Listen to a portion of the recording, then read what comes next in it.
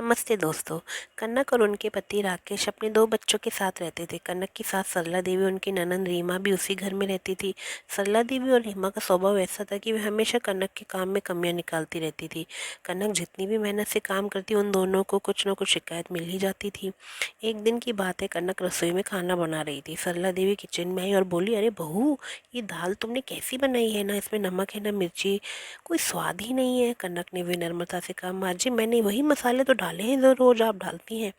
तभी रीमा भी आ गई और बोले, हाँ माँ, ये कनक भाभी तो कामचोर है, ठीक से कुछ भी नहीं कर पाती, घर के सारे काम भी आधे अधूरे करती रहती है।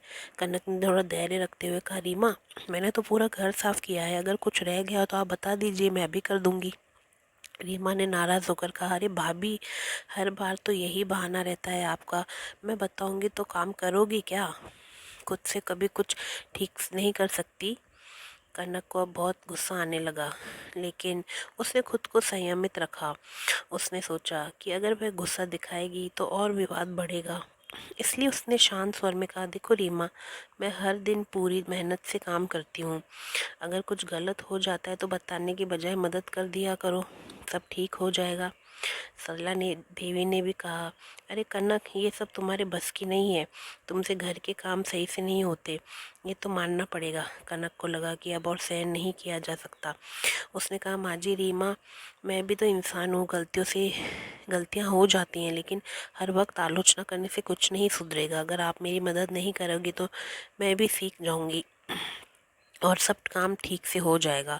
सरला देवी और रीमा ने एक दूसरे की ओर देखा और महसूस किया कि शायद वह कनक के साथ कुछ ज़्यादा ही कठोर हो रही है। सरला देवी ने ठंडी सांस लेते हुए कहा, ठीक है कनक, हम भी कोशिश करेंगे कि तुम्हें समझाए और मदद करें। रीमा ने भी हामी भरी, हाँ भाभी, हम सब मिलकर काम करेंगे तो कोई दिक्कत ही नहीं आएगी। इस तरह कनक के संयम और समझदारी से सरला देवी और रीमा को भी बदलने में मजबूर कर दिया।